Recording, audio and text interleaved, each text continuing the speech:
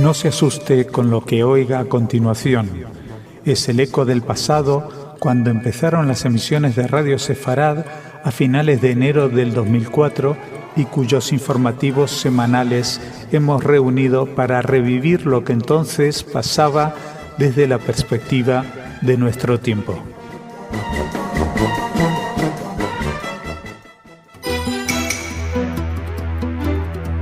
Bienvenidos, esto es Radio Sefarad y estas son las noticias. Empezamos con los titulares de hoy. Netanyahu pide a Obama que se detengan las centrifugadoras de uranio iraníes. Detenido un espía iraní en Israel. Se inicia la primera fase para la destrucción del arsenal químico sirio. Rusia abate a 5 terroristas islamistas, entre ellos al autor del intento de asesinato de un rabino en julio. Estas son las noticias que vamos a desarrollar y las va a comentar Jorge. Hola, Jorge. ¿Qué tal, Jordi? Luego, ya lo saben, viene Raquel con las noticias culturales, pero empezamos con esa Asamblea General de las Naciones Unidas, donde el primer ministro israelí, Benjamin Netanyahu, pidió al presidente de Estados Unidos, Barack Obama, que exija a Irán detener las centrifugadoras para enriquecer uranio mientras negocia con ese país. El jefe del Ejecutivo se entrevista hoy en Washington con el presidente Obama, el vicepresidente Joe Biden y el secretario de Estado John Kerry, a los que expondrá su preocupación por el histórico acercamiento a Irán iniciado por Washington. El Ejecutivo israelí se quedó desconcertado el viernes pasado cuando se dio a conocer que Obama y el nuevo presidente iraní, Hassan Rouhani, habían hablado por teléfono, habían tenido una conversación que siguió al primer encuentro cara a cara entre los ministros de Exteriores de ambos países que, aunque breve, puso fin a 34 años de distanciamiento absoluto.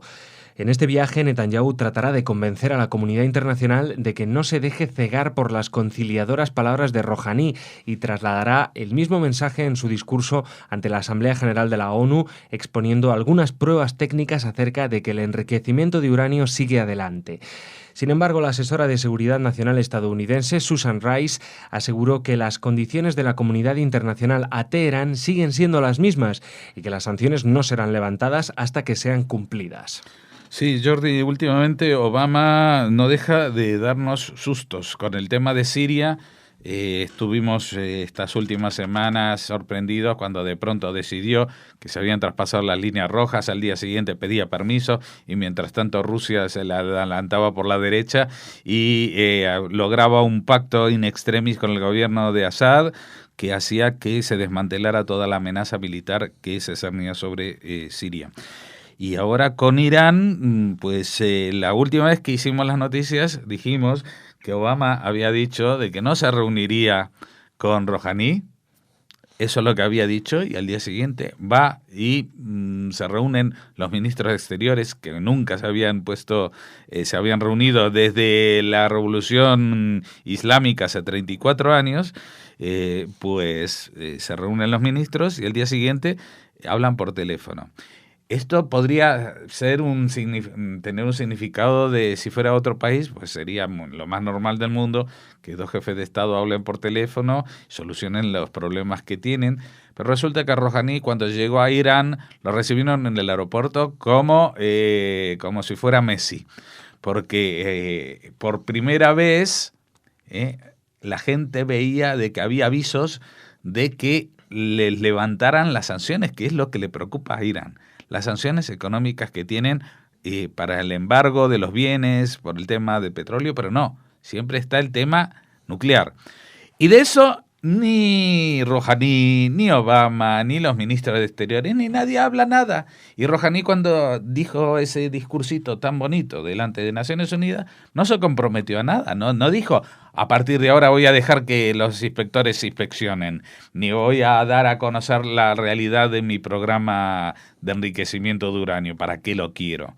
¿No? Estamos haciendo lo mismo. Vamos a seguir fabricando la bomba atómica, pero con una sonrisa muy agradable y con palabras muy conciliadoras. Y esto es algo que te come el hígado a ti y a todas las personas bien pensantes porque estás viendo que les están haciendo la cama y les están vendiendo una historia que no es verdad. Es como si ahora Hitler viniera a contarnos en el túnel del tiempo que él en realidad lo que quiere es que en Checoslovaquia se hable alemán porque hay muchos alemanes. y ese es todo su plan. Pues no, y el plan de Rouhani tampoco es que tener investigación nuclear para tener fuentes de energía, porque a él el petróleo le sobra, no sabe lo que hacer con el petróleo. No hay un problema energético en Irán. Lo que hay es un problema de hegemonía en el mundo árabe que Irán pretende tomar las riendas del mundo árabe, imponer la ideología chiita sobre los suníes y hacerlo a expensas de tener bombas atómicas. Y estos días ya se están publicando cosas como diciendo, bueno, mientras se discute de esto, Irán ya la tiene la bomba. No sabemos si ya la tiene o no, pero lo que asegura es que este tipo de sonrisitas y complicidades con el gobierno de Obama, que se demuestra muy blando en su liderazgo mundial, pues lo que hacen es propiciar que todos se le suban a la chepa. Desde Assad, que antes decía no tengo armas químicas, hasta que vino el ruso y dijo vamos a destruir lo que no tenemos. Y ahora Rouhani, que se descuelga con esto, y pasado mañana, si no mañana a la mañana, vendrá el norcoreano y apretará el botón, porque a él le molesta mucho Corea del Sur y no va a tener tampoco miramientos, porque Obama no reacciona, y todo el mundo, y cuando digo todo el mundo no es una frase hecha, todo el mundo, todo el planeta, estamos con mucho miedo. Seguimos, hablamos ahora de Israel. El servicio de contraespionaje israelí, el Shin Bet, anunció el domingo el arresto de un hombre presentado como un espía iraní que llevaba fotos de la embajada de Estados Unidos en Tel Aviv. El detenido, que tiene un pasaporte belga, habría sido enviado a Israel por los guardianes de la revolución iraníes y fue arrestado en el aeropuerto Ben Gurion de Tel Aviv. Responde al nombre de Ali Mansouri y fue enrolado por la Unidad Operacional Especial de los Guardianes de la Revolución, encargada de numerosos atentados terroristas en el mundo.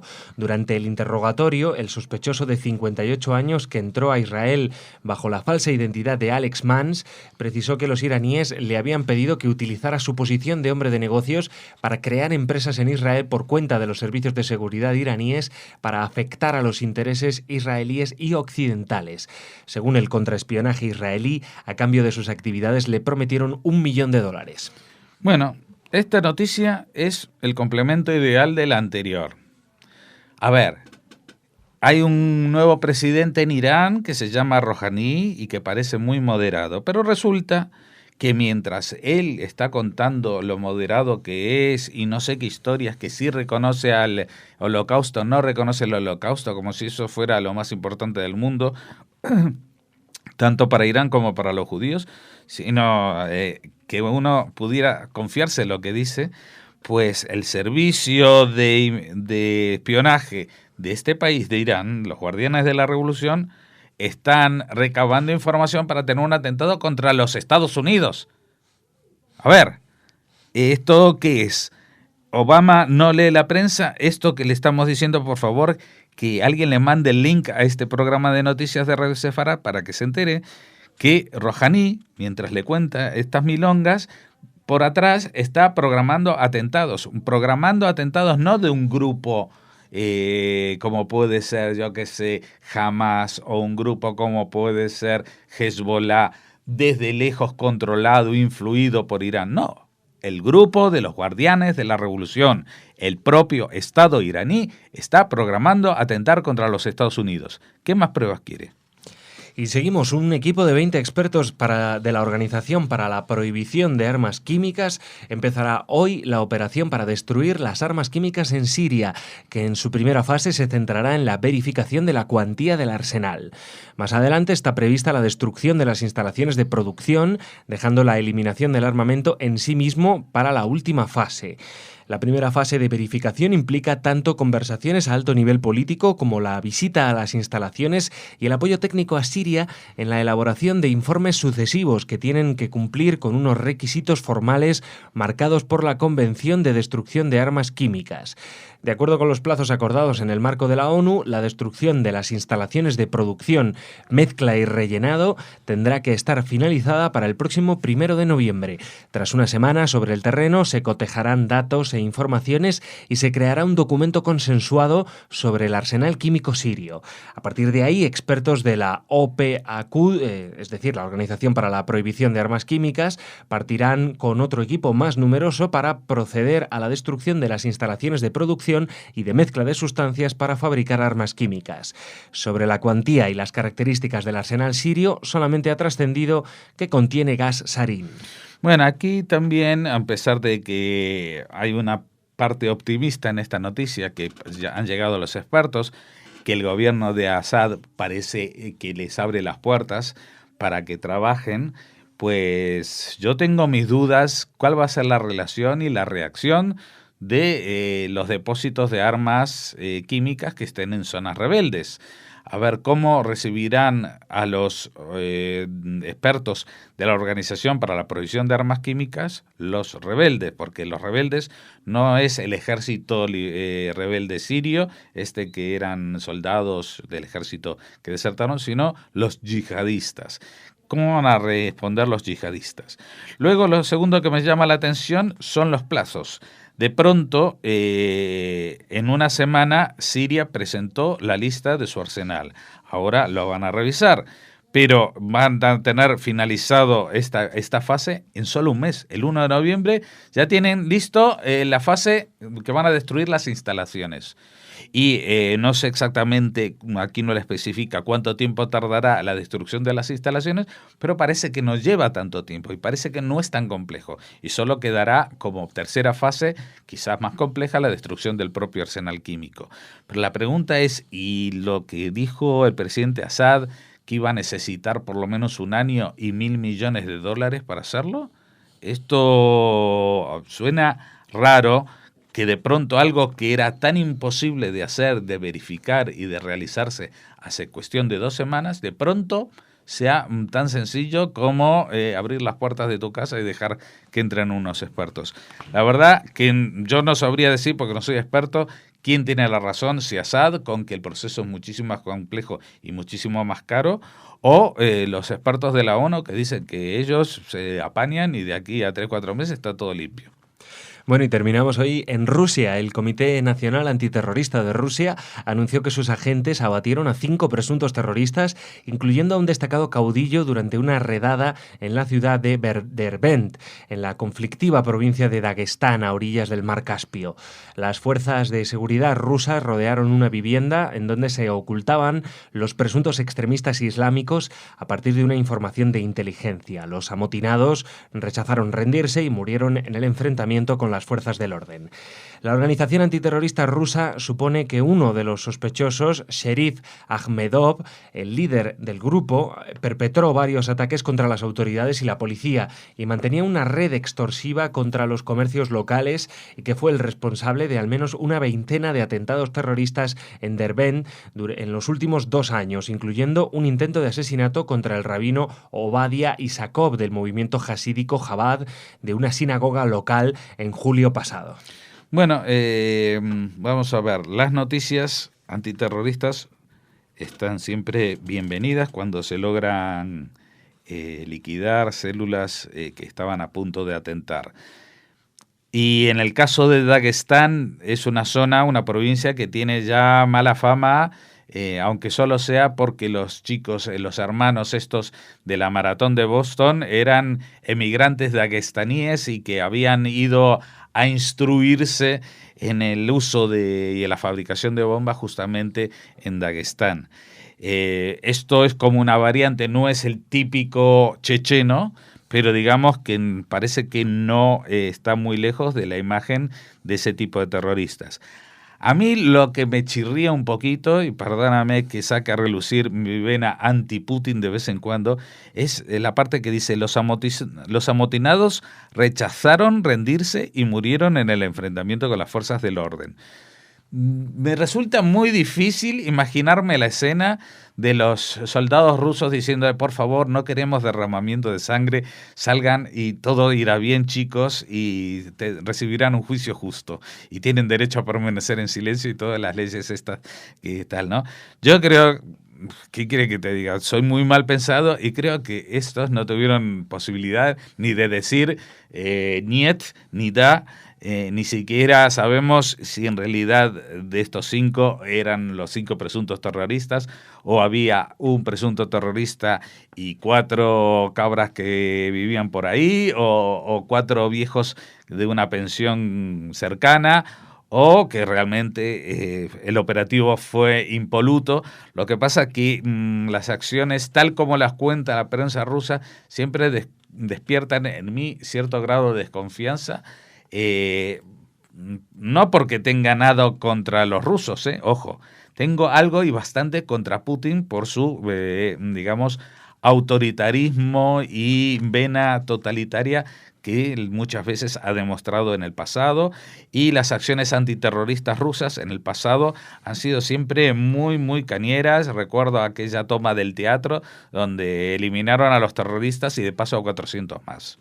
Así que bueno, esperemos que Daguestán quede un poquito más tranquilo con estas detenciones, bueno, no detenciones, disculpa, con estas acciones contra los terroristas. Bueno, Jorge, muchas gracias. Mañana más. Y ahora, ya saben, en un segundito viene Raquel con las noticias culturales.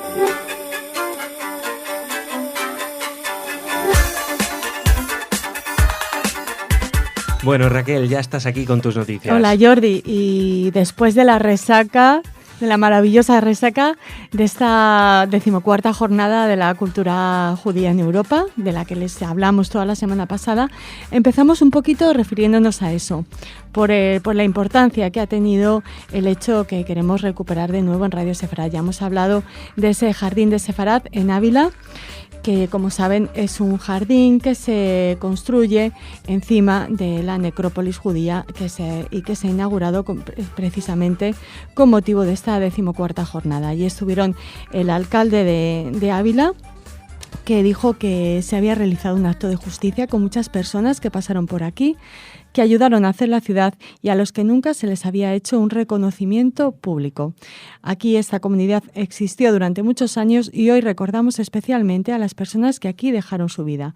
Un acto que nos hace sentirnos bien con nosotros mismos porque antepasados nuestros hoy se ven recompensados y reconfortados. O sea que muy interesantes las palabras del alcalde recuperando a estos abulenses judíos que descansan ya en este jardín de Sefarad.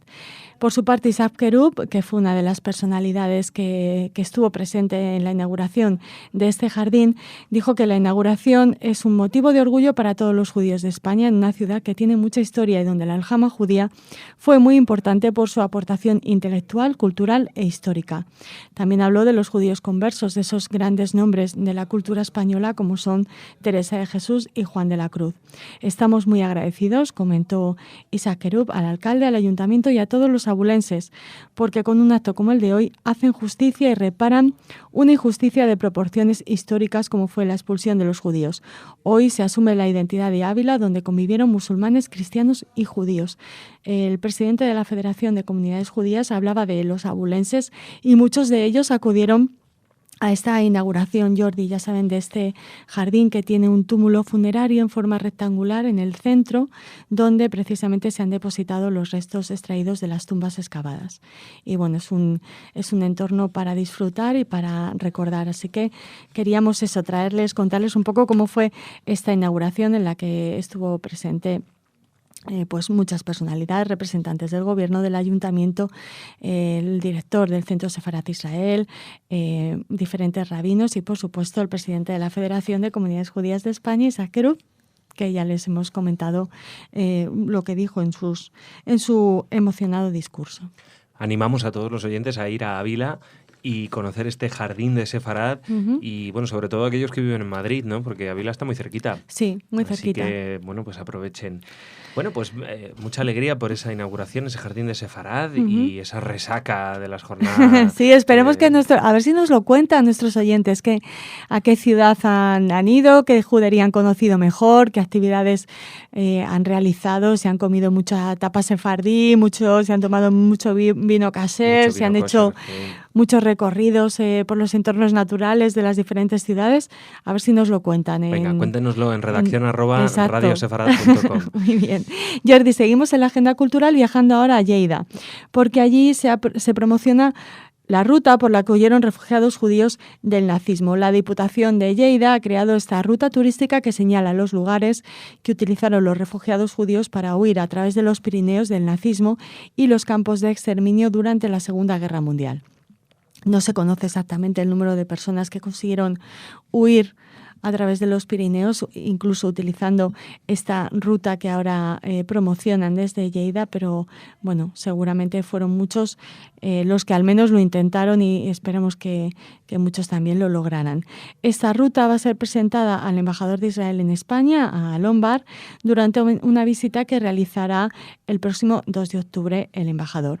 Según ha explicado la Diputación de Lleida, la iniciativa quiere servir como aportación a la memoria histórica y busca también consolidar el creciente protagonismo del turismo hebreo en las comarcas de Lleida. Nos comentaba Asunción Osta cuando hablábamos de la 14ª jornada de la cultura europea, Asunción Osta, que es la responsable de la red de juderías, que son muchos los israelíes que eligen Cataluña precisamente para disfrutar de sus vacaciones. Así que me imagino que muchos serán los que se acerquen a esta ruta por la que huyeron estos refugiados judíos del nazismo.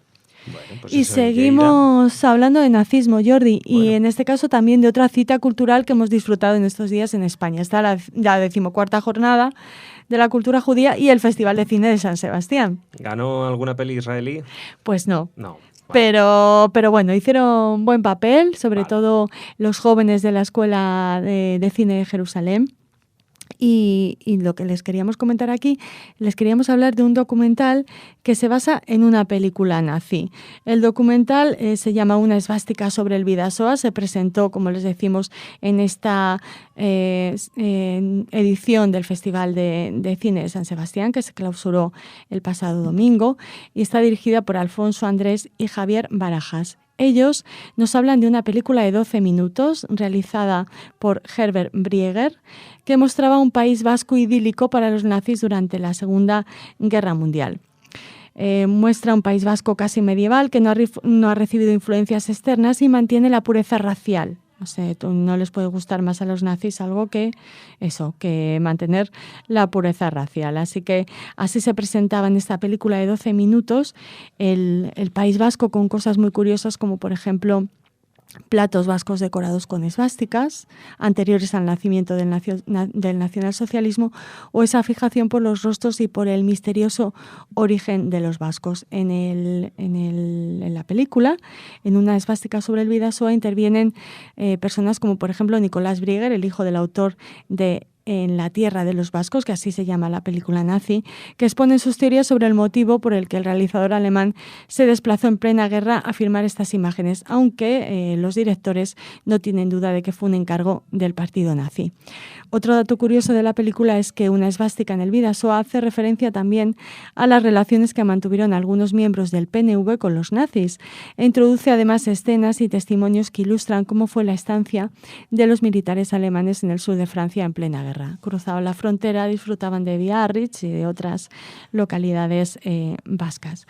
Vamos a intentar hablar con Alfonso Andrés o con Javier Barajas, los responsables de Una esvástica sobre el Bidasoa, para que nos den más detalles de su película, de su documental y de esta película En tierra de los vascos que se filmó entre 1941 y 1942. Mucha amiga ahí, ¿eh? Sí. Para ser 12 minutos, pues lo que has contado, luego me parece haberte entendido que encontraron el símbolo de la esvástica en platos vascos, claro. Estaban decorados con la esvástica, pero es que es un símbolo utilizado hace en la milenios. India es un símbolo sagrado, si no me equivoco, y sí. bueno, pues Otra cosa que ese símbolo no se lo han inventado No. los nazis. Pero bueno, es verdad que tiene muchas connotaciones. También en el Festival de Cine de San Sebastián, Jordi, se pudo ver otra película, El Rey de Canfranc, que también nos habla del oro nazi, de todas esta presencia nazi en esta estación tan preciosa aragonesa, y también vamos a ver si podemos hablar con ellos. Así que tenemos muchas entrevistas previstas que nacen del Festival de San Sebastián, que se ha clausurado recientemente. Bueno, pues genial, Raquel, a ver si conseguimos esas entrevistas. Que te veo mañana. Por supuesto. Venga, mañana más Mañana noticias. nos entrevistamos nosotros, ¿no? Venga, tú y yo, Hasta mañana. aquí en Radio Sefarad.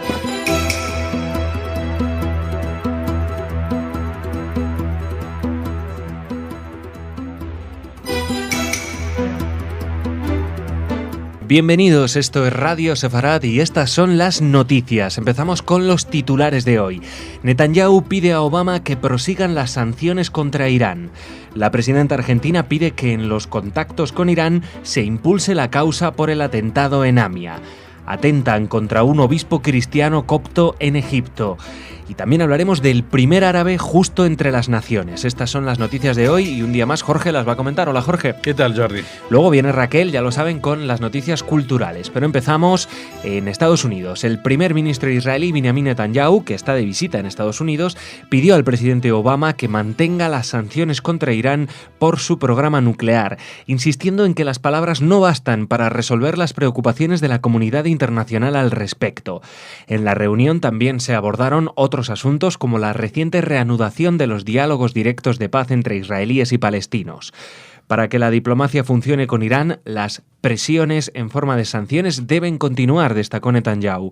Las palabras conciliadoras de Irán deben estar seguidas de acciones reales, aunque Obama les replicó que es necesario probar con la diplomacia con Irán, aunque también admitió que el proceso no será fácil y que Estados Unidos requerirá los más altos estándares de verificación en el cumplimiento de las obligaciones por parte de Teherán.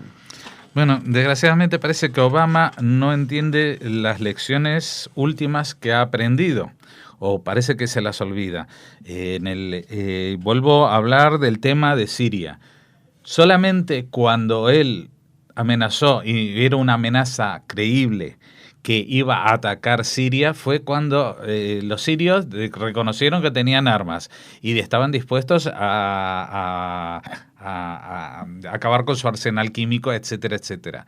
O sea, que las presiones diplomáticas no solamente implican hablar, también implican la toma de decisiones. Y en el tema de Irán, pues está haciendo un discurso que va en contra de lo que ha aprendido en el tema sirio. Si él mantiene la presión sobre Irán y lo mantiene cortito, entonces Irán cederá. Si no, si ahora empieza a ablandarse, pues todo lo que se ha conseguido con las sanciones se vendrá abajo, porque si va a quitar las sanciones, pues Irán seguirá evidentemente con su programa de armamento nuclear, va a ganar más tiempo y ya lo que queda, si antes se medía en años o en meses, seguramente hoy en día estamos hablando de semanas para que Irán se descuelgue y nos muestre una ojiva nuclear operativa. Seguimos en cierta manera hablando de Irán. La presidenta argentina, Cristina Fernández, declaró que su gobierno espera ser escuchado por Estados Unidos y otras grandes potencias para que incluyan en sus conversaciones con Irán la causa que investiga el atentado al centro comunitario judío Amia en 1994 en Buenos Aires. La mandataria se refirió al acuerdo firmado entre Argentina e Irán el pasado enero, que fue recientemente aprobado por el Parlamento iraní para esclarecer lo ocurrido en el atentado en el que fueron asesinadas 85 personas.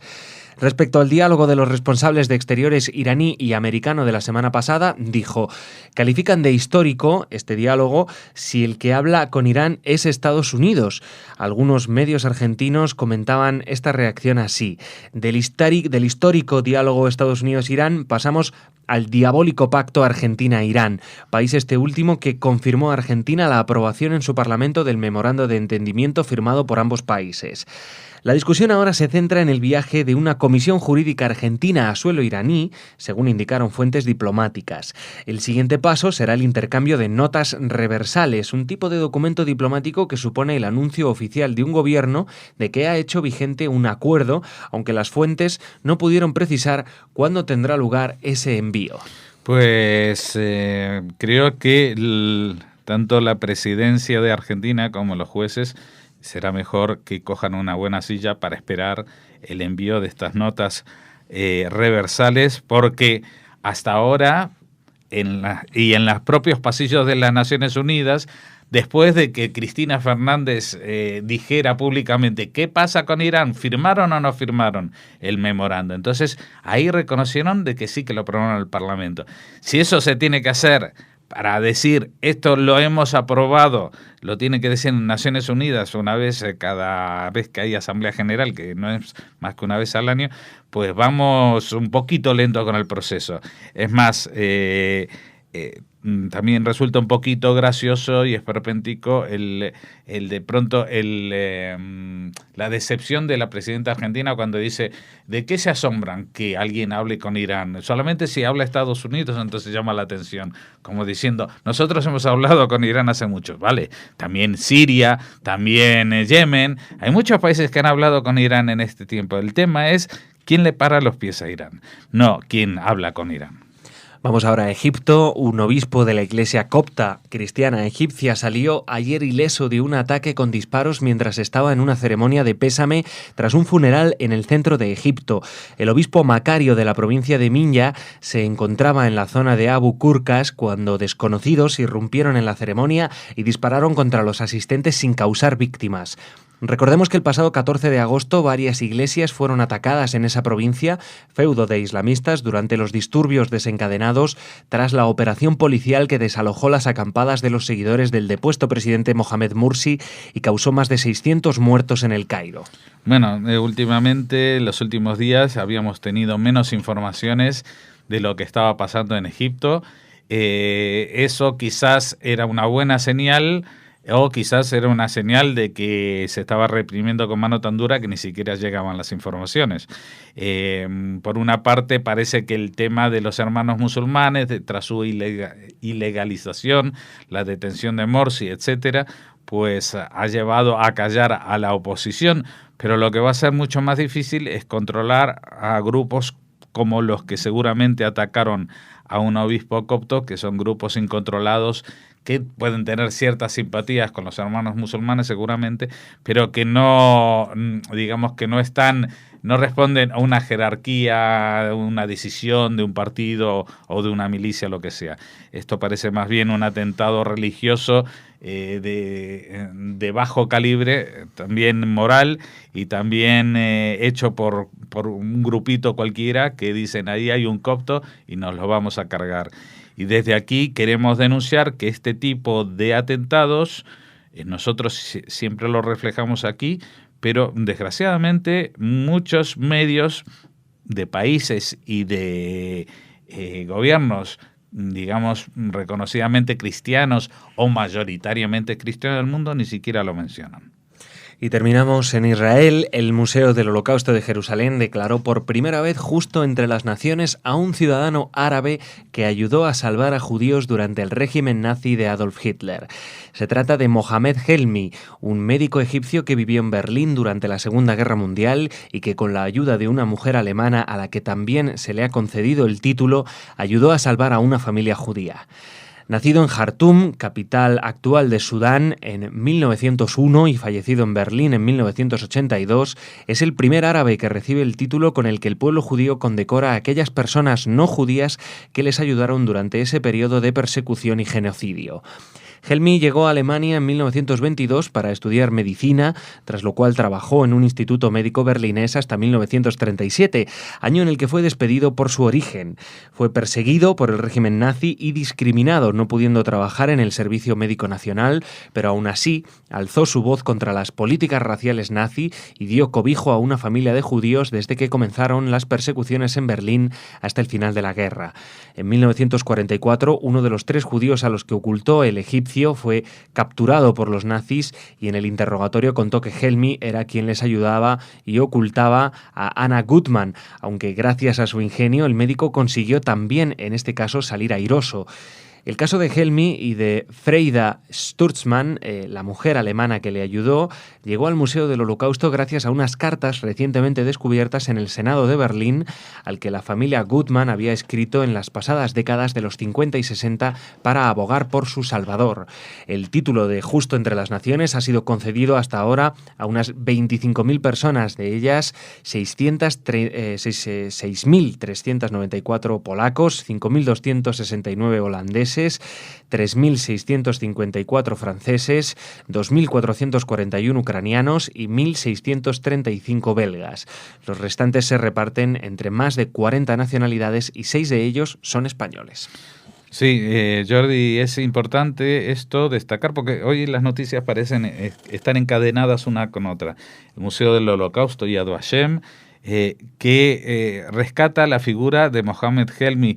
Y fíjate, por lo que cuentan, este personaje, este señor, él mismo había sido apartado por ser de tez morena, por ser africano, pero él no se cayó. En algún momento era un poco irresponsable su conducta, pero por alguna razón no había una política de castigo o exterminio a los morenos en Berlín, o por lo menos no estaba escrita, y entonces él pudo responder y proteger a estas familias, e incluso cuando detuvieron a una y dijeron que había sido él, pues salió del paso, cosa que no es nada sencilla en la Alemania nazi, ¿no? Y nos encanta conocer esta historia a la que la familia que él había salvado, ellos ya en los años 50 habían escrito a Alemania para decir, oigan, hagan un homenaje a este señor, y por alguna razón estos papeles se habían traspapelado y recién ahora se han descubierto en el Senado de Berlín. Y nos encanta porque, te digo, aparte es una concatenación. Hoy abríamos con la noticia de Obama, de Netanyahu, que pide Obama para el tema de Irán.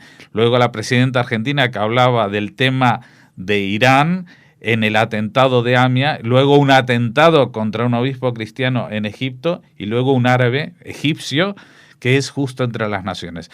Esto también nos da la pauta de que incluso en sitios tan efervescentes como Oriente Próximo, siempre hay un rayo de luz, hay un lugar para la esperanza y para cambiar de actitudes, aunque todo parezca inclinarse hacia un lado del barco, siempre va a haber alguien que pueda estar apostado en la esquina contraria y con su contrapeso evitar de que todo se vaya y se hunde. Bueno, Jorge, pues muchas gracias. Mañana te volvemos a ver aquí y ya saben que ahora viene Raquel con las noticias culturales.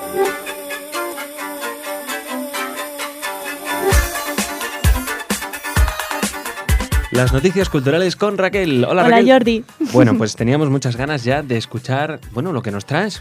Pues mira, vamos a empezar hablándoles de posaderos. ¿Qué te parece? Pero Posaderos de Sefarad. Me hablas de esas viejas posadas donde llegaba uno, dejaba su caballo y... Una actualización de todo eso. Claro. Con aromas sefardíes, con alimentación caser. Les hablamos de Rasgo. Ya saben, Rasgo es el acrónimo de restaurante, alojamiento, servicio, gastronomía y ocio. Y es una calificación que otorga la Red de Juderías de España a esos establecimientos hosteleros que respetan la kashrut o que tienen alimentación de reminiscencias sefardíes o algo que tenga que ver con la cocina sefardí o con los vinos caser, por ejemplo. En este caso, una veintena de restaurantes y tabernas cordobesas han recibido esta distinción, este rasgo, Así que se convierten en establecimientos muy interesantes para todas aquellas personas que buscan hacer un turismo diferente y probar esos sabores de Sefarad. Además, lo interesante, Jordi, es que la idea de rasgo surgió precisamente de Córdoba, que es una ciudad de las primeras en formar parte de la red de juderías, como se pueden imaginar. Bueno, todos estos establecimientos, esta veintena de restaurantes y tabernas, incluyen en sus cartas platos judíos o sefardíes y vino caser. Estos locales, bueno, pues desde el Ayuntamiento de Córdoba se pretende que sirvan para atraer al floreciente turismo cultural que busca intereses judíos en España. Así que, bueno, pues les felicitamos a estos 20 restaurantes que ya tienen el distintivo de rasgo. Bueno, pues muy bien, qué Tenemos bonito. que ir a tomar tapas a Córdoba. Claro que sí, bueno, qué ganas. Ay, no me lo digas. Encantado estaría de irme a Córdoba a tomar unas tapas. Y a lo mejor tienes otra cosa por ahí también apetecible. Es apetecible, pero nos ponemos un poco serios, Jordi, porque vamos a hablar del premio Walter Benjamin a un ensayo sobre el Holocausto. Es la primera vez que se entregan estos premios convocados por el consorcio del Museo Memoria del Exilio. Y bueno, en este caso la ganadora ha sido una licenciada por la Universidad Pompeu Fabra, que se llama, espera que recupere el nombre, perdóname, Marina Vinyes, es una profesora barcelonesa, y el título del ensayo que ha recibido este premio es Usos y abusos de la imagen en el universo visual de la Shoah.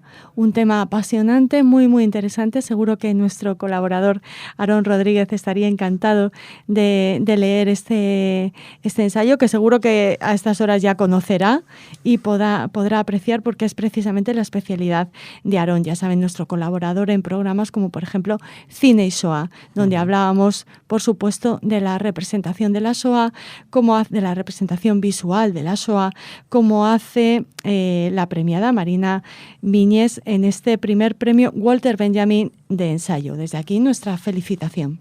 Primera edición de estos premios Walter Benjamin, para también rendir tributo a este grandísimo escritor, filósofo, y bueno, pues nos alegramos de este premio. El año que viene veremos quién gana. Y nada más. ¿Qué más tienes? Terminamos con una novela, Jordi. Vale. Una historia ficticia, pero no inverosímil. Así la describe su autor, José Luis Serrano, autor de la novela La Alhambra de Salomón. Curioso, unir la Alhambra con Salomón. Bueno, pues Serrano ahonda en la tesis del posible origen judío del monumento granadino y explora sus conexiones con el que fuera el principal santuario del pueblo de Israel, el templo de Salomón. Es una especie de ejercicio de arqueología literaria en el que este catedrático de filosofía del derecho imagina la historia de la génesis de la construcción de un palacio legendario, una sinagoga mística y una residencia paradisíaca. Viajamos a través de las páginas de la Alhambra de Salomón al siglo XVI, en una Granada no medieval ni tampoco oscura, en la que nos encontramos con Samuel Negrera, un poderoso hombre nacido en el seno de una familia judía que llegará a ser visir del rey Abús y rabino de su comunidad. Él cree, Samuel Negrera, que la divina providencia le ordena construir el templo de Salomón en Granada y levantará una sinagoga de cuya arquitectura y planimetría se encargará Ilvia Al-Arif. El libro, como ha explicado su autor, contiene varios planos de lectura. Es en algunos casos una biografía novelada de sus personajes más que una novela histórica, y nos descubre pues esa Alhambra perdida debajo y detrás del actual monumento, donde todavía late lo que este diseñador, lo que este arquitecto diseñara. Bueno, pues nos habla de la proporción de las que nos retrotrae a ese templo de Salomón, o la leyenda de que los 12 leones del famosísimo Patio de los Leones pues tienen que ver, representan a las 12 tribus de Israel, que se sabe que no. Pero bueno, ese es un punto de la novela que tendremos que leer y ver cómo ha tratado esta leyenda José Luis Serrano. Bueno, Serrano no quiere engañar a nadie, lo ha dicho claramente, es mitad, bueno, es digamos una ficción con pinceladas de historia. Sí, pero bueno, siempre hay que tener cierto rigor si nos acercamos a la historia, ¿no? Vamos a ver cómo conecta lo judío en la Alhambra este autor con la novela La Alhambra de Salomón, ya les contaremos más. Podríamos decirlo algo así como inspirado en hechos históricos, pero inspirado, no reales. Bueno, nos inspiramos para mañana, Jordi, para las noticias culturales. Me encanta, digo que sí. Mañana más inspirados todos aquí en Radio Sefarad. Hasta mañana. Hasta mañana.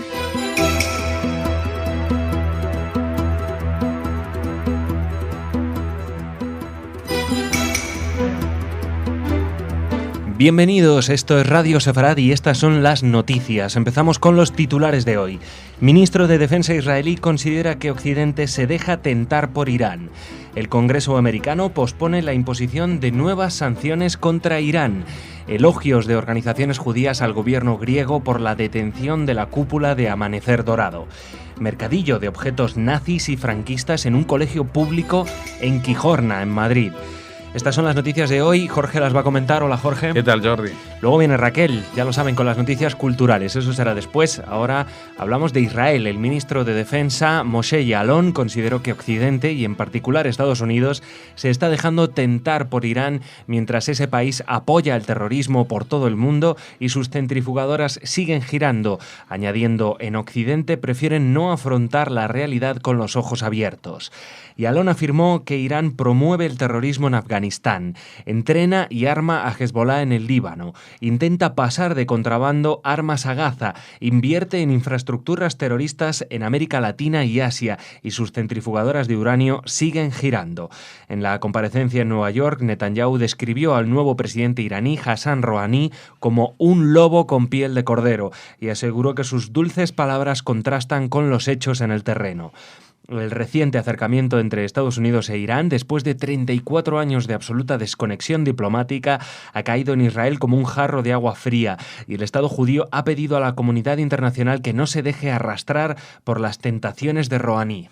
Sí, creo, Jordi, que justamente sobre este tema se aborda en la crónica de hoy de Revista de Medio Oriente, hablando de cómo Rouhani ha tenido un impacto mediático sorprendente en Estados Unidos, dejando como hipnotizados a los medios y a los políticos, como si fuera realmente algo totalmente distinto de lo que era Ahmadinejad. Parece que basta con que uno se presente como un moderado y la gente se lo cree y que hable con palabras dulces y tranquilas, sin pensar, igual los que están escuchando, de que ese señor con esa tranquilidad y esa pasmosa solvencia, pues estuvo también ordenando matanzas de civiles, programando atentados, alentando grupos terroristas, sin ir más lejos, por ejemplo, el de la AMIA de Argentina. No olvidemos que él estaba en el Comité de Defensa, o sea que él estaba al tanto de lo que se estaba planeando y que se hizo finalmente en Argentina. No solamente un atentado contra la Embajada de Israel, también contra un edificio civil de judíos. Un atentado antisemita como no lo hubo desde la Segunda Guerra Mundial. Y este señor, pues, estamos con que en Estados Unidos están encantados con él. Pues esperemos que no sea así, porque hasta hace unos meses, ¿te recuerdas, Jordi, que había quedado la cosa de un poco, se había traspasado que Estados Unidos, si Israel decidía actuar para frenar a Irán en su avance nuclear, Estados Unidos le daría vía libre. Y ahora ya parece que la cosa no será tan fácil. Pues sí, hablamos ahora precisamente de lo que parecen ser consecuencias de esa imagen de Rouhani. El Congreso de Estados Unidos ha decidido posponer la imposición de nuevas sanciones contra Irán hasta la reunión que se celebrará entre el 15 y el 16 de octubre en la ciudad suiza de Ginebra entre la República Islámica y el Grupo 5+1. Recordemos que el pasado mes de julio la Cámara de Representantes aprobó con 400 votos a favor y 20 en contra un nuevo paquete de medidas punitivas contra el país persa para reducir aún más sus exportaciones petroleras con las que se cree que financia su programa nuclear. Estaba previsto que el Senado revisara ahora la nueva ronda de sanciones y que la fortaleciera, actuando también sobre las exportaciones de gas natural y otros negocios. La alta representante de Política Exterior y de Seguridad Común de la Unión Europea, Catherine Ashton, también se ha pronunciado y dado a conocer que preferiría que los legisladores estadounidenses frenaran, al menos de momento, las nuevas sanciones contra Irán. Bueno, y si teníamos alguna duda de que el Congreso estaba yendo por mal camino con esto de posponer la imposición de las nuevas sanciones, si hay algo que nos ratifica que están por el mal camino es que a Catherine Ashton le parece bien. Todo lo que esta señora al frente de la diplomacia europea ha hecho en el tema de Oriente Medio ha sido diametralmente opuesto a la lógica, equivocado y apoyando a algo que en definitiva se vuelve contra la propia Europa, que es el fomentar todo lo que es programa nuclear iraní y grupos terroristas islamistas extremistas. Así que, ¿qué quieres que te diga? No, ya no me voy a poner irónico ni satírico, simplemente decir que ustedes cuando vean que Ashton dice hay que hacer esto, pues estén seguros que hay que hacer todo lo contrario. Los participantes de un congreso internacional sobre el antisemitismo en Europa elogiaron hoy en Budapest a Grecia por la detención de la cúpula del partido neonazi Amanecer Dorado. Así lo manifestó Malcolm Hoenlein, vicepresidente ejecutivo de la Conferencia de Presidentes de las Organizaciones Judías de América del Norte, que participa en la conferencia Vida Judía y Antisemitismo en Europa, organizado por el Instituto Lantos de Budapest. La conferencia, con delegados de 40 países, discutió esta semana temas relacionados con el antisemitismo en Europa, la relación entre las comunidades judías y la política, así como sobre el diálogo interreligioso, y en ella varios oradores alertaron sobre el nuevo antisemitismo en Europa que cuestiona la legitimidad de Israel. Por otra parte, el viceprimer ministro de Hungría, Tibor Navracsics, reconoció hoy que su país también fue responsable del Holocausto durante la Segunda Guerra Mundial, palabras que fueron muy aplaudidas ya que llegan de un representante del polémico gobierno conservador nacionalista al que se acusa de no luchar demasiado contra el creciente antisemitismo en Hungría. Bueno, dentro de las desgracias, pues un rayo de luz es esto que ha sucedido en Grecia, aunque también hoy en el especial desde Grecia pueden escuchar la crónica de Ángela María Arbeláez sobre lo que ha sucedido allí con la matanza de este cantante rapero y las detenciones de los dirigentes principales del partido neonazi o nazi Amanecer Dorado, aunque hay que tener en claro que esto no ha sido un impulso repentino del primer ministro griego, sino que ha sido por presiones internacionales, pero el hecho que haya respondido a esas presiones es una buena noticia, tal como también la reacción del viceprimer ministro de Hungría también responde a presiones internacionales, pero está bien que estas presiones lo lleven a reconocer que Hungría fue responsable del Holocausto durante la Segunda Guerra Mundial, porque estas presiones no los llevan a decir una mentira, sino a reconocer la verdad.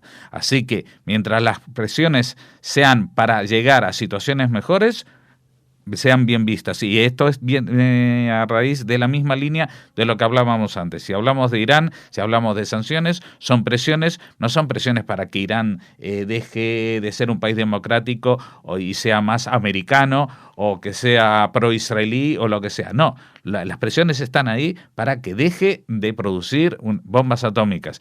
Si esas presiones llegan a buen término y dejan de producir bombas atómicas, pues las presiones habrán sido muy buenas, a pesar de que desgraciadamente el gobierno hará recaer la carga de las sanciones en la población civil. Y terminamos hablando de nazismo, pero aquí en España. El sábado pasado, en un colegio público del municipio madrileño de Quijorna, se celebró un mercadillo en uno de cuyos puestos se exponían materiales franquistas y nazis, como estandartes con la esvástica, parches con la calavera, emblema de las SS Totenkopf, etc. La alcaldesa del Partido Popular pidió disculpas ante la denuncia de los hechos por los concejales de la oposición. Pese a ello, el primer teniente de alcalde, José Luis Pérez Maroto, del Partido Popular, aseguró que se trataba de una exposición militar, igual que la que el IFEMA de Madrid organizará a finales de octubre, solo que 50 veces más pequeña. Si esta es ilegal, la del IFEMA también. El gobierno regional, de quien depende el recinto ferial del IFEMA, rechazó la comparación e insistió en que no tenía en absoluto conocimiento de la feria fascista que acogió el polideportivo del centro educativo.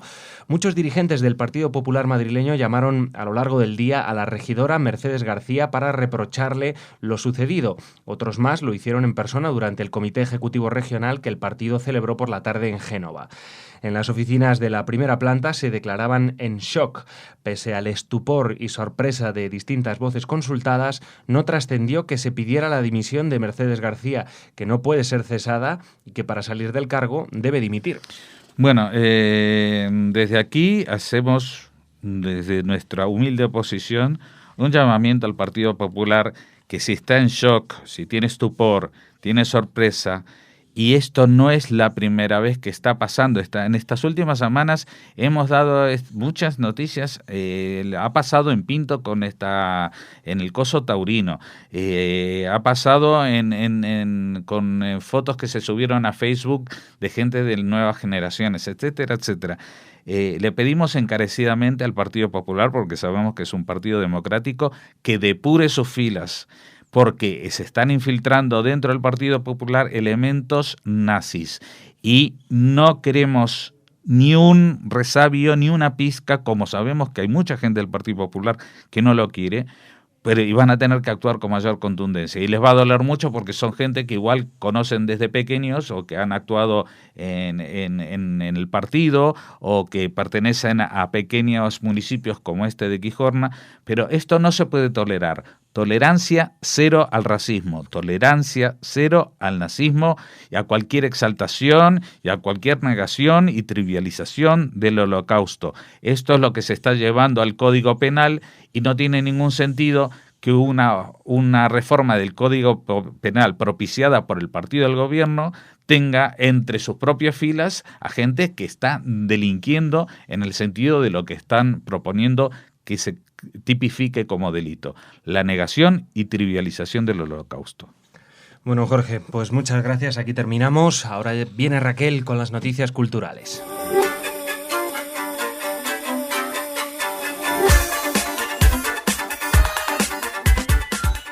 Bueno, Raquel, ya estás aquí. ¿Qué tal estás? Hola, Jordi, muy bien. Bueno, tengo muchas ganas de hablar contigo. Además, me traes un proyecto que es muy interesante. Veníamos hablando de él hace tiempo. ¿Sí? Sigue en marcha, por lo que veo. Sí, Sosi Damari y su flamenco entre ¿Sosi rejas. Israeli? Eso, perdona. Sosi Israeli. Sosi Damari es una cantante. Ay, Dios mío. Es una artista también, Bueno, como sí, la propia Sosi. Lapsus Que ya linguae. saben que Sosi, entre otras actividades, como por ejemplo llevar el flamenco a Israel en la Feria de Sevilla en Tel Aviv, bueno, pues y también en Jerusalén, bueno, pues también da clases de flamenco en la cárcel de mujeres de Extremera, aquí en Madrid. De este trabajo de Sosi en esta cárcel se hizo un documental dirigido por Tristan Copley y Ron Admon, que ganó un premio muy importante el año pasado, el primer premio en el Festival de Flamenco de Cortometrajes. Allí estuvimos, pudimos disfrutar del éxito del realizador israelí, de Ron Admon, y de su compañero británico Tristan Copley, y por supuesto vimos el trabajo de Sosi al frente de este taller de flamenco que se desarrolla en la cárcel de mujeres de Extremera y todo lo que significa para las internas poder, bueno, pues manifestarse y crecer también como personas a través del baile. La mayoría son de etnia gitana, entonces claro, el flamenco lo llevan en la sangre. Bueno, pues ahora este flamenco entre rejas, que nos muestra el lado más social y humano del flamenco, bueno, pues se proyecta hoy, mañana 4 de octubre, perdón, que me bailan las fechas, mañana 4 de octubre a las 8 de la tarde en el Teatro García Lorca, dentro de la Semana Cultural de la Casa de Andalucía en la población madrileña de Rivas Vacia, Madrid. Así que les invitamos a disfrutar de esta película, de este documental de 41 minutos que se grabó en 2011. Es una coproducción España-Israel. La versión original está en español y los subtítulos son en inglés. Y bueno, así también Sosi Israeli celebra el 15º aniversario de la Asociación Cultural Cobeña Flamenco que ella dirige. Así que nuestra felicitación para Sosi. Sí, y un proyecto precioso Y además que, bueno, si ustedes no pueden ir a Rivas y verlo, seguro que en internet lo encuentran, en YouTube habrá fragmentos de ese documental, seguro. Sí. Así que pueden verlo. Es muy bueno, ¿eh? Yo tuve la oportunidad de verlo justo antes de que se le entregara ese premio tan importante en Matadero, además en una sala súper bonita, reformada, con el público entregado. La competencia era muy grande, pero se alzó con el éxito. Bueno, se lo contamos y de hecho hay una entrevista con el propio realizador y con Sosi hablando de este tema en Radio Sefarad el año pasado, así que si se animan pueden recuperar el archivo. Muy bien, pues nada, dejamos a Shoshi con sus proyectos y esperamos que haga algunos más y que venga a contárnoslo, y cambiamos de tema. ¿De qué hablamos ahora? Hablamos de una conferencia que se va a desarrollar en la Comunidad Judía de Madrid. El ponente es Eduardo Martín de Pozuelo. Le sonará porque fue protagonista de uno de nuestros marcapáginas, porque es el autor del libro El franquismo, cómplice del Holocausto. Será el próximo día lunes 7 de octubre a las 20 horas. Y bueno, allí pues, se podrá disertar sobre este libro que pone en cuestión la figura de Franco frente al Holocausto. Así que es un tema siempre apasionante, polémico en ocasiones, y bueno, él con su libro ha querido aportar su visión sobre este tema y ahora nos habla en conferencia desde el franquismo, cómplice del Holocausto. Y conferencias como estas son importantes, Raquel, porque hay una tendencia extraña a ver en Franco, pues bueno, porque determinadas decisiones suyas, ahora parece que le sitúan como el mejor amigo de los judíos y, bueno, es una tendencia que a mí personalmente me preocupa, así lo puedo decir, porque todos sabemos que Franco era aliado y amigo de Hitler, o sea, no sé qué duda hay al respecto. Pero bueno, por si acaso, pues tienen conferencias como esta. En la Se supone que ayudó puntualmente a algún judío, eso no significa que su política y la política de su Ministerio de Exteriores fuera el de ayudar a los judíos, ¿no? De hecho, los justos entre las naciones, los diplomáticos españoles, pues como saben todos ustedes, actuaron desde su propia iniciativa, jugándose muchas cosas, y no bajo las órdenes del gobierno franquista. Pero bueno, de eso se habla en diferentes libros y uno de ellos es El franquismo, cómplice del Holocausto. Ya saben que también tuvimos entrevista con el autor, así que les animamos también a recuperar ese archivo, ese marcapáginas. Y acabamos la agenda cultural, Jordi, con la clausura hoy de unas jornadas de cultura israelí y misticismo judío que se han venido desarrollando en Ávila desde el 12 de septiembre hasta hoy, que como les decimos es el último día. Se han realizado diferentes actividades para recordar el legado judío de la capital abulense. Como opina la consejera de Cultura de la Embajada de Israel en España, Uva Spieler, se trataba de mostrar la cultura israelí y el misticismo en una ciudad cuya historia está ligada al pueblo judío. 2 exposiciones fotográficas sobre las fuentes de las religiones cristiana, musulmana y judía y la ciudad de Tel Aviv, bueno, pues son algunas de las cosas, de las actividades que podemos disfrutar en estas jornadas que, como les decimos, terminan ya. Se han desarrollado también un ciclo de cine, un concierto y un taller de cábala. Han estado presentes, por ejemplo, Piral Sanfrid, hija del ex embajador de España en Hungría, Ángel Sanfrid. Veníamos hablando de esos justos españoles anteriormente en la noticia que nos precedía. Y bueno, también se aprovechan en estas jornadas para mostrar imágenes de las labores realizadas en el antiguo cementerio judío de Ávila. Ya saben que ahora se ha convertido en el jardín de Sefarad, también les hemos contado eso en la radio. Ha habido visitas guiadas a la judería de Ávila y un coloquio dedicado a Moshe de León, autor del Zohar. Ya saben, esa obra fundamental para la cábala y para el judaísmo en general. Las actividades de estas jornadas han sido programadas por el propio Ayuntamiento de Ávila, la Embajada de Israel, la Red de Juderías de España, el Centro Sefarad Israel y la Federación de Comunidades Judías de España. Vemos a Ávila muy, muy activa. Desde luego que sí. Desde que inauguraron ese jardín de Sefarad y ahora, pues bueno, recuperando con fuerza su legado, recuperando y mostrándoselo al público de diversas maneras, exposiciones, conferencias. Fantástico. Vayan pues a de Ávila. Todo, sí, desde luego. Y no dejen de escuchar Radio Sefarad. No, eso nunca, Raquel. Pero bueno, nuestros oyentes les encanta escuchar Radio Sefarad y por supuesto las noticias mañana aquí de nuevo, pues por supuesto en Radio Sefarad.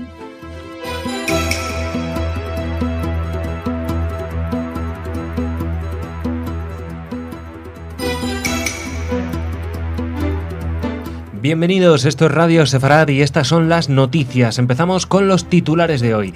Las líderes de la izquierda israelí desaprueban la visión de Netanyahu sobre Irán. Asesinado el jefe de la guerra cibernética iraní. Embajador israelí en España considera inaceptable utilizar el Holocausto en el debate independentista catalán. Las sociedades occidentales callan ante la ola de atentados contra cristianos en Oriente Próximo. Estas son las noticias. Jorge las va a comentar. Hola, Jorge. ¿Qué tal, Jordi? Y luego, ya saben, viene Raquel con las noticias culturales. Pero empezamos en Israel.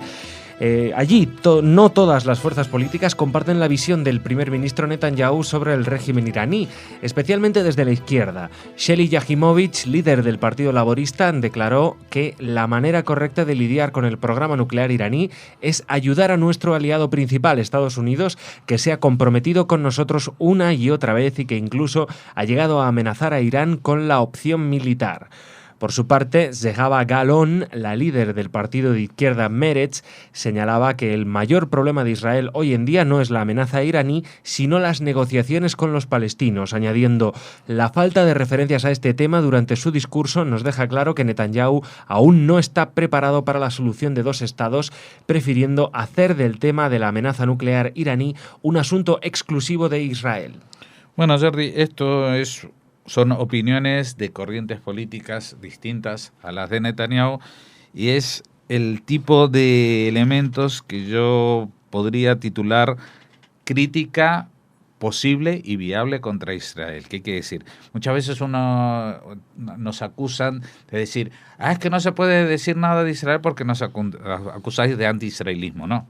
Se puede decir, Netanyahu con el tema iraní se está pasando de rosca o no, o es más importante todavía, y eso desde el propio país es el que le ponen los acentos sobre las IES y los que le indican. Así que bueno, están las opciones abiertas. Si hay alguien que dice, como la delegada la líder del partido Meretz, que señala que el mayor problema de Israel no es el problema iraní, sino las negociaciones con las palestinas. Estamos hablando de lo que dice hoy, la situación hoy.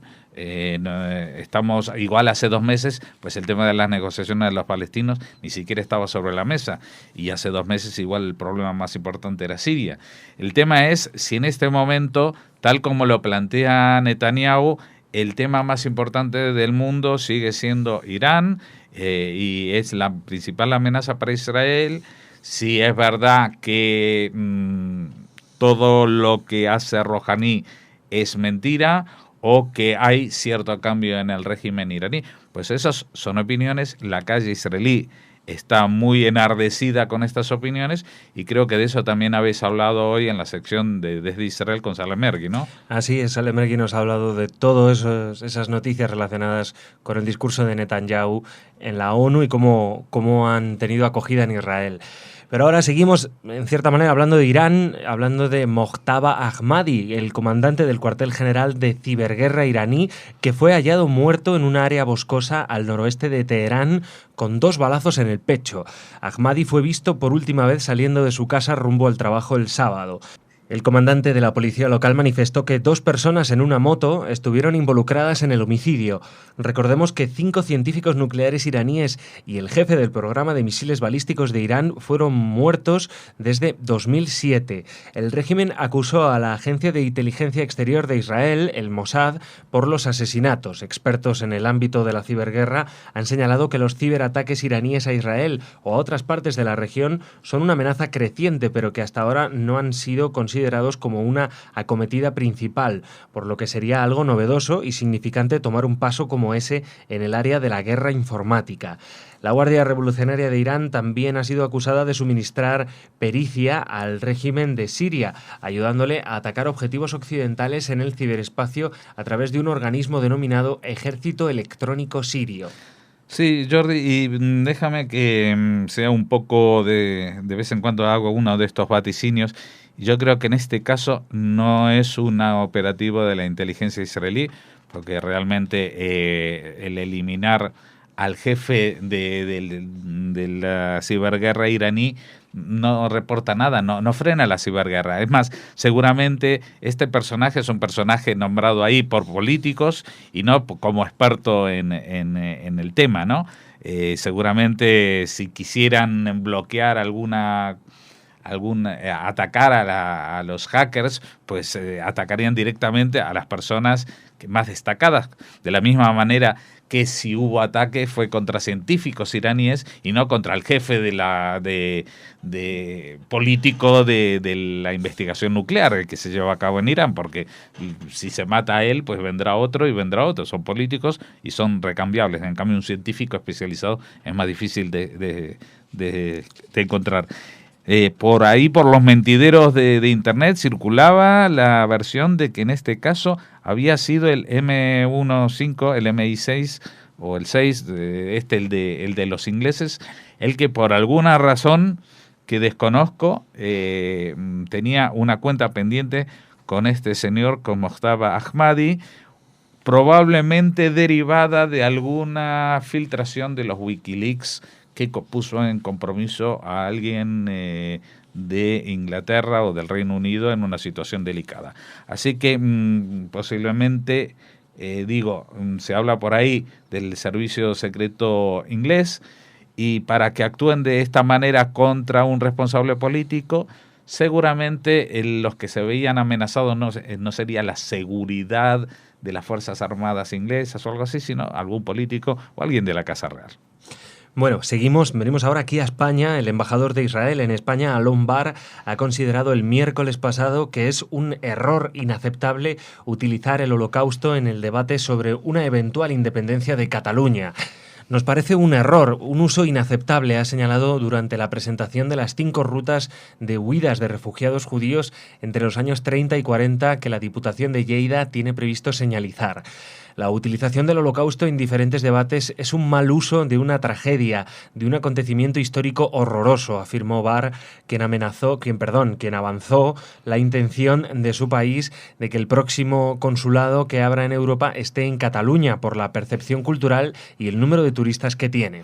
Bueno, este tema de la utilización del lenguaje del Holocausto como arma arrojadiza, especialmente en el debate independentista catalán, está desgraciadamente, ya lo hemos denunciado aquí hace muchos meses, cuando solamente eran hechos aislados. Hoy en día son hechos cotidianos, que las fuerzas, digamos que los nacionalistas españolistas acusan a los catalanes de actuar como nazis y de influir en las mentes de los niños, etcétera, etcétera. De todas maneras, ni de ida ni de vuelta es de recibo la utilización de símiles con el Holocausto, que están es obvio lo que voy a decir, porque no tienen absolutamente nada que ver con la situación ni de los catalanes, ni de España, ni de los judíos, ni de Alemania.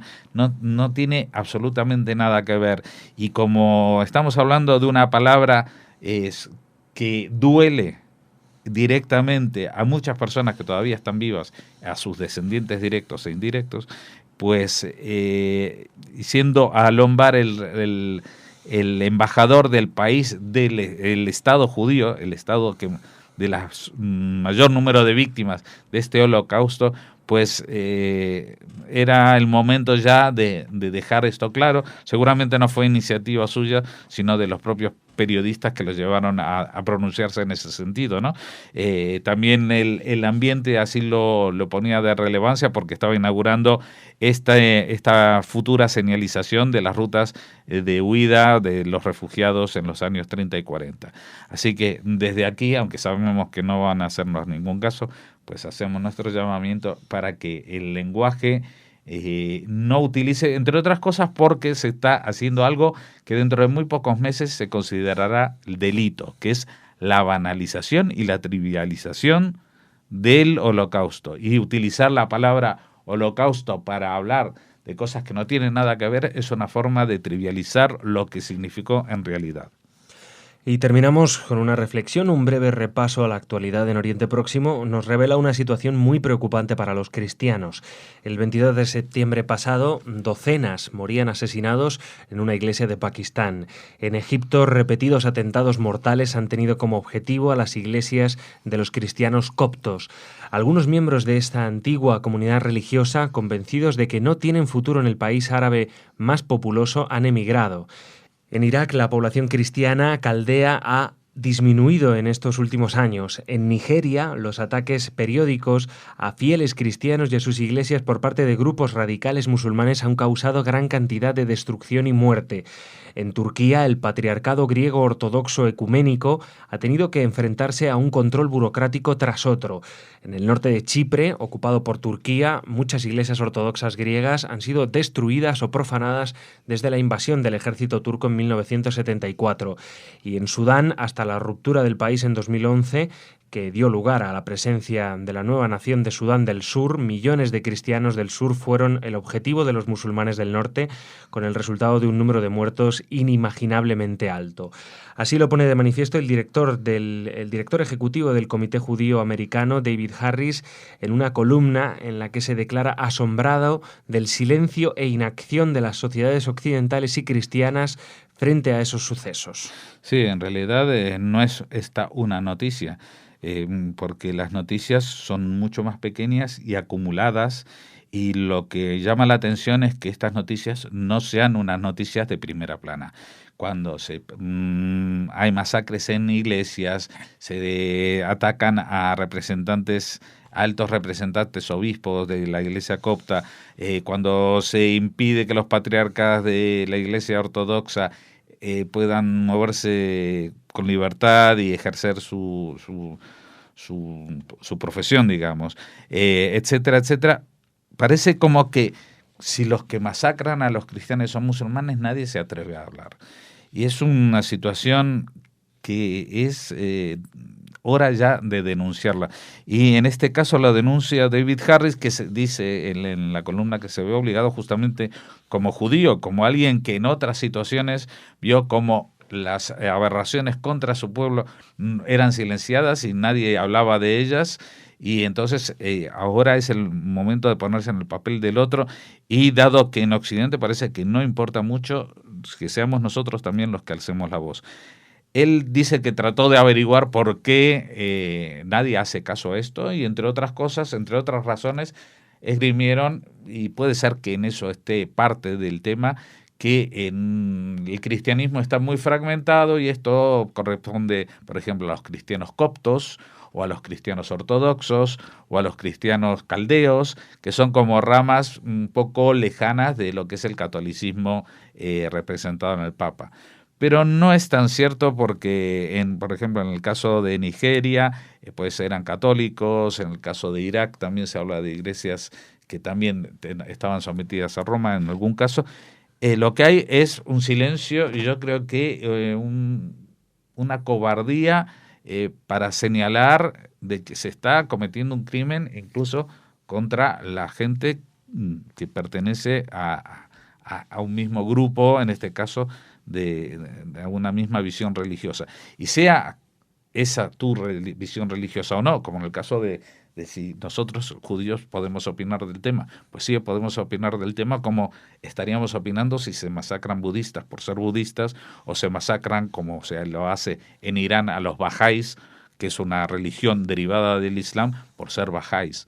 Entonces, no se puede permitir, y esto está reconocido en las constituciones de absolutamente todos los países, esta asimetría, que en Europa la gente proteste si alguien dice algo que no quiere poner una mezquita en su barrio, pero finalmente la ponen, y sin embargo en toda Arabia Saudita, y ya no hablemos en la Meca, estamos hablando en ciudades modernas como Riad, está prohibido construir una iglesia, no para atraer nuevos fieles, sino para los que vienen de fuera puedan ahí oficiar. Nada, ni una iglesia, ni una sola iglesia, ni una sola sinagoga en todo el territorio de Arabia Saudita. En cambio, ellos cuando vienen a nuestro país, pues se construyen unas mezquitas despampanantes, compran medio Marbella, y todo el mundo trata de demostrar lo respetuosos que somos todos con el Islam.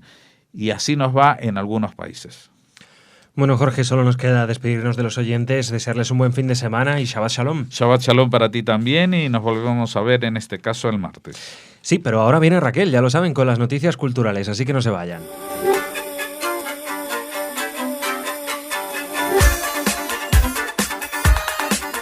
Hola Raquel, ¿qué tal? Hola Jordi, muy bien. Bueno, noticias culturales y hoy empezamos hablando de una noticia que, bueno, en cierta manera hemos hablado de ella también porque ha tenido un pequeño apunte político, esas declaraciones de Alon Bar considerando inaceptable la comparación entre la situación en Cataluña y el Holocausto, que desde luego nos parece inaceptable, pero coincidimos allí, con el embajador. Y estaba en Lleida, pero para otra cosa en realidad, sí, que es lo que tú nos vas a contar. Claro, otra cosa que ya les hemos comentado aquí en la agenda cultural de Radio Sefarad. Ya saben, la creación de esas rutas a iniciativa de la Diputación de Lleida que señalarán los 4 caminos por los que se supone que se salvaron pues cerca de 20.000 personas de las 80.000 que durante la Segunda Guerra Mundial entraron en España a pie por los Pirineos.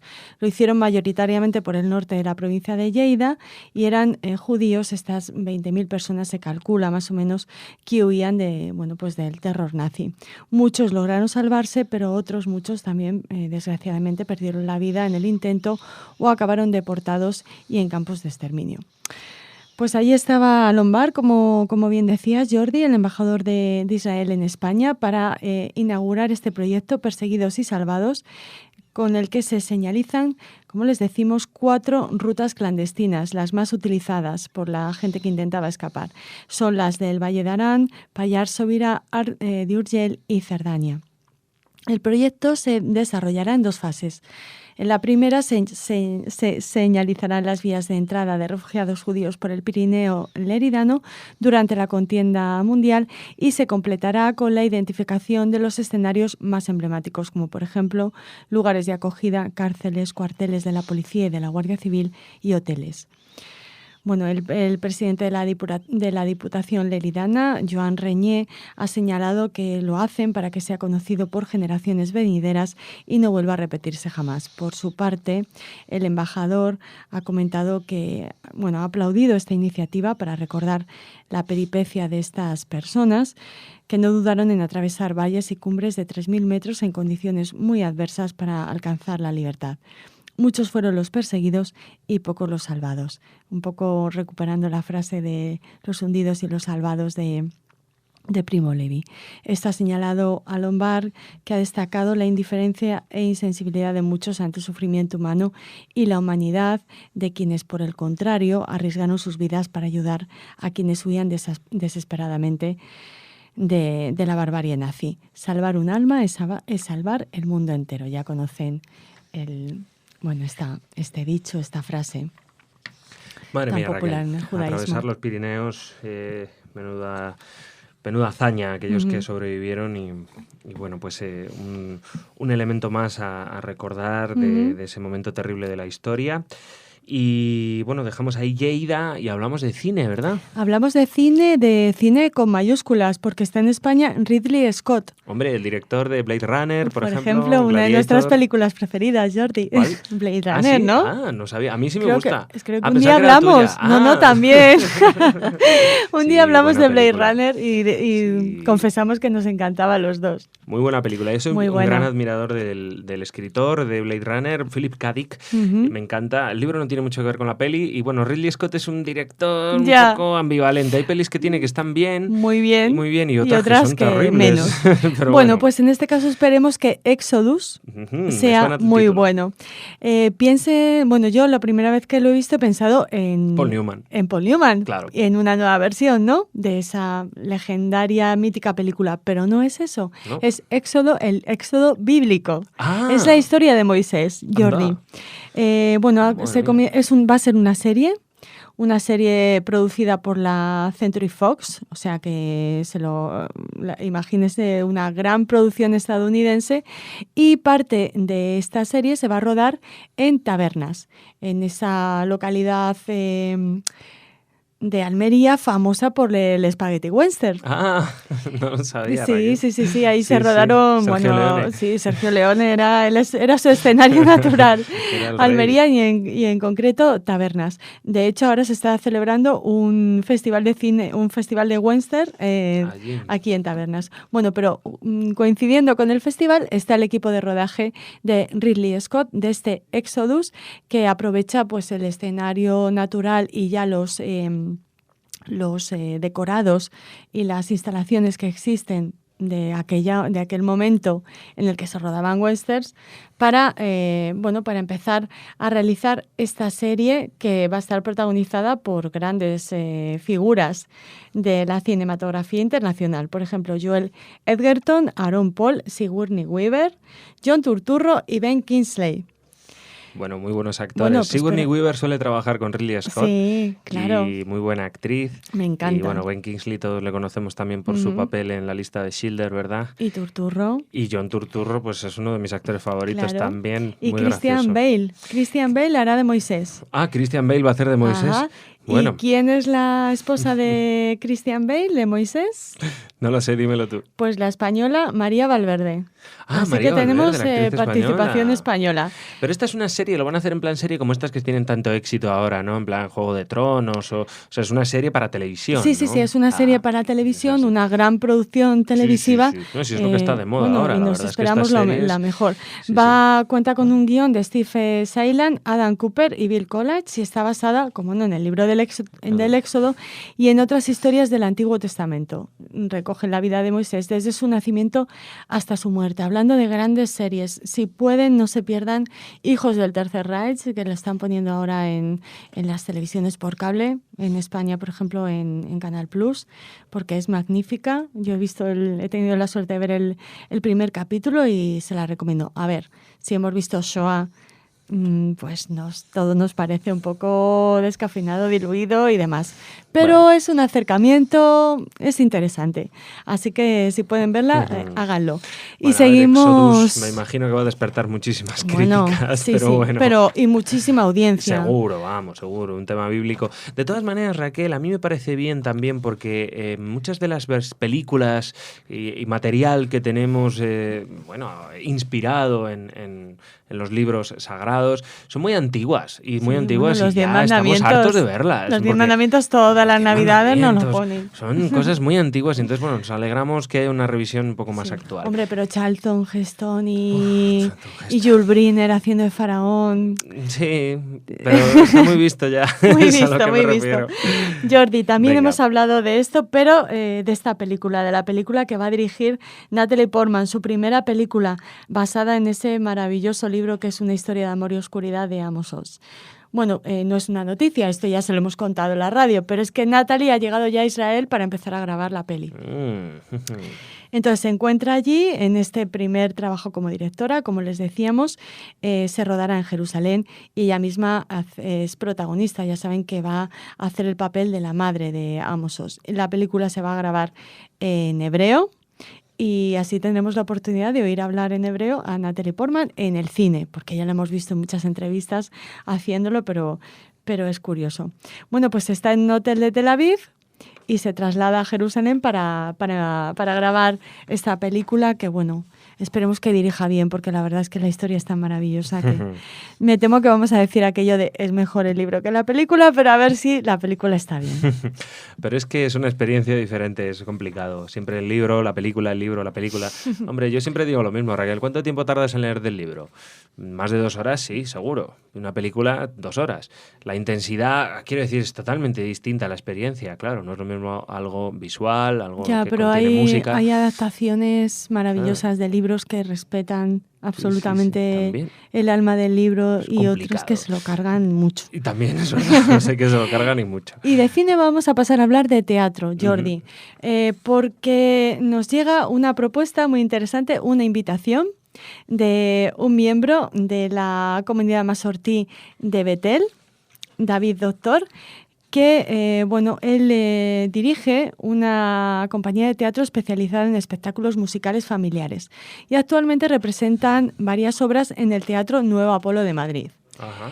Pues David ha querido invitarnos a participar en estas actividades teatrales, disfrutar de estas obras, y lo va a hacer haciendo un pequeño descuento a todos los miembros de la comunidad judía y a los oyentes de Radio Sefarad. Así que si están interesados, pónganse en contacto con nosotros y nosotros les remitiremos su petición a nuestro amigo que como les decimos, es miembro de la comunidad Masortí de Betel. ¿Qué obras están representando en el Teatro Apolo? Pues este sábado 5, La Bella Durmiente, un nuevo musical. a las 4 de la tarde. Al día siguiente, El gato con botas, el Miausical, a las 12 de la mañana. Y el domingo 13, la siguiente semana, también El gato con botas, el Miausical, también a las 12. Así que quedan 2 fines de semana en el Teatro Apolo. Después realizará la compañía una pequeña gira por toda España, pero regresan a Madrid en enero para continuar con las representaciones. Y habrá alguna también suelta en diciembre. Así que si se animan a ir al teatro con los más pequeños, claro, para pues ir ya con los saben. niños. Este es el teatro que está en la Plaza de Tirso de Molina. Exacto. Ese es, vale. Bien, pues nada, escriban, ¿no? Si quieren ese descuento, a redacción@radiosefarad.com. Si quieren ir con los niños a ver El gato con botas, el Miausical. O La Bella Durmiente, un nuevo musical. Muy bien. Bueno, Jordi. Venga, Raquel, pues muchas gracias. Hasta mañana. Shalom. Shabbat Mañana shalom. no. Nos vemos ya el lunes con las noticias diferentes y el martes con la actualidad. Hasta entonces.